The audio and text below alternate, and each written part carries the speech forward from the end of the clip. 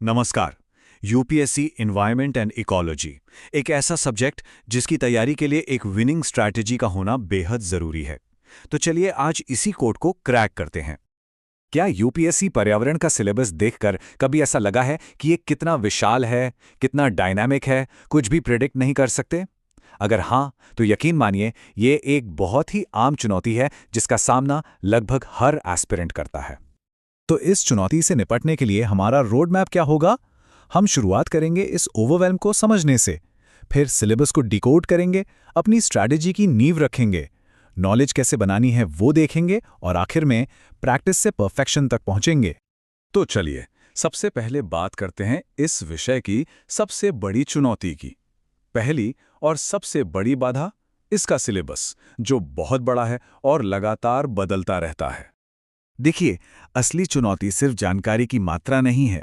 असली चैलेंज है static concepts, यानी जो थ्योरी है और हर दिन बदलते करंट अफेयर्स, इन दोनों के बीच की कड़ी को जोड़ना।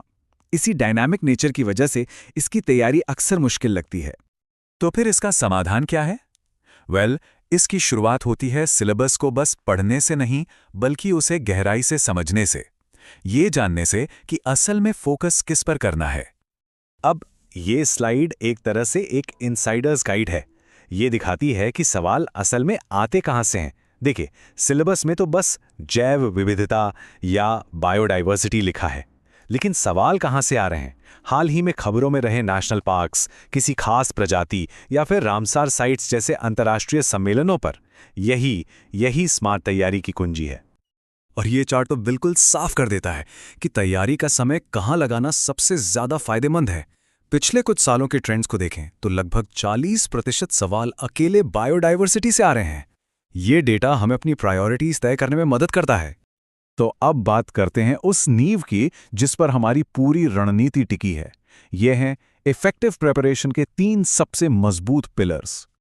ये 3 स्टेप की प्रक्रिया ही सफल तैयारी का आधार है। पहला, किसी भी स्टैंडर्ड किताब से अपने बेसिक्स, अपनी वैचारिक नींव मजबूत करें। दूसरा, उसे हर रोज के करंट अफेयर्स से जोड़कर देखें। और तीसरा, जो कि बहुत जरूरी है, पिछले सालों के क्वेश्चन पेपर सॉल्व करें ताकि परीक्षा का पैटर्न दिमाग में बैठ जाए। ठीक है, रणनीति बन गई। अब अगला कदम। अब सबसे जरूरी काम है सही स्टडी मटेरियल चुनना, और उससे भी ज्यादा जरूरी उसका समझदारी से इस्तेमाल करना। इसे ऐसे समझिए, जो कोर बुक्स हैं वो आपकी नींव हैं, नॉन नेगोशिएबल हैं। ये आपके कॉन्सेप्ट्स मजबूत करती हैं। और जो सप्लीमेंट्री मटेरियल है वो वैल्यू एडिशन के लिए है, जो आपको दूसरों से एक एज दिलाने में मदद करता है। और अब आते हैं आखिरी और सबसे डिसाइसिव फेज पर, यानी जो भी ज्ञान हासिल किया है उसे परीक्षा में मार्क्स में कैसे बदला जाए। ये जो 10,000 से ज्यादा का आंकड़ा है ना, ये डराने के लिए नहीं है। ये बस उस लेवल की प्रैक्टिस को दिखाता है जो स्पीड, एक्यूरेसी और कॉन्फिडेंस बनाने के लिए जरूरी है। जो सफल उम्मीदवार हैं उनका अभ्यास इसी स्तर का होता है, और यही लक्ष्य रखना चाहिए। लेकिन सिर्फ सवाल हल करना ही काफी नहीं है। असली सीख तो गलतियों के एनालिसिस से मिलती है। हर मॉक टेस्ट को बिल्कुल एग्जाम जैसी कंडीशंस में टाइमर लगा कर दें। हर एक गलती का पोस्टमार्टम करें और अपने कमजोर एरियाज को पहचान कर उन्हें सुधारें। तो पूरी बातचीत का सार क्या है? वो इस एक लाइन में है। सफलता सब कुछ पढ़ने में नहीं, बल्कि सही चीजों को सही तरीके से पढ़ने में है। मतलब फोकस को कितना पढ़ा से हटाकर क्या पढ़ा और कैसे पढ़ा पर शिफ्ट करना होगा। और जाते जाते ये एक आखिरी लेकिन बहुत ही जरूरी सवाल कि जो रणनीति बनाई गई है, क्या वो स्थिर है या वो जीवित है?